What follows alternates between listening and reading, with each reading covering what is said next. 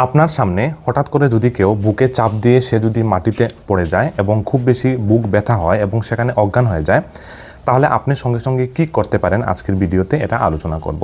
দেখুন, এটা heart attack হওয়ার প্রধান লক্ষণ হতে পারে। আর যদি হার্ট অ্যাটাক হয় এবং তার শ্বাস বদ্ধ হয়ে আসে, প্রথম যে কাজটা সেটা হলো অ্যাম্বুলেন্সে ফোন করা এবং যত শীঘ্র সম্ভব তাকে হাসপাতালে নিয়ে পৌঁছানো। হাসপাতালে নিয়ে যাওয়ার পূর্বে আপনি একটি কাজ করতে পারেন, আপনি তার বুকের মাঝ বরাবর বা একটু বাঁ পাশ বরাবর আপনি জুড়ে জুড়ে সিপিআর দিতে পারেন। সিপিআরের ছবিটা আমি এখানে নিচে দিয়ে দিচ্ছি এবং মিনিটে আপনি 100 থেকে 120 বার আপনি এতটুকুই প্রেশার দেবেন যাতে প্রায় 2 ইঞ্চি তার বুকটা কিন্তু ভেতরের দিকে ঢুকে যায়। সেইভাবে কন্টিনিউ আপনি তাকে সিপিআর দিয়ে এবং তার মুখের মধ্যে আপনি শ্বাস দিয়ে তাকে হাসপাতালে যত তাড়াতাড়ি সম্ভব নিয়ে পৌঁছাতে পারেন।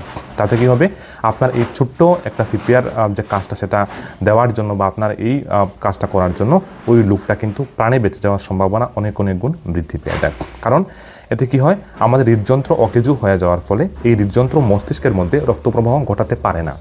আর যখন আপনি হৃদযন্ত্রের মধ্যে চাপ দেবেন বা সিপিআর দেবেন, তখন সে হার্টটা কিন্তু আমাদের মস্তিষ্কের মধ্যে রক্ত প্রবাহ কিন্তু ঘটাতে অনেকটাই সহায়তা করে, যাতে উনি প্রাণে বেঁচে যেতে পারেন।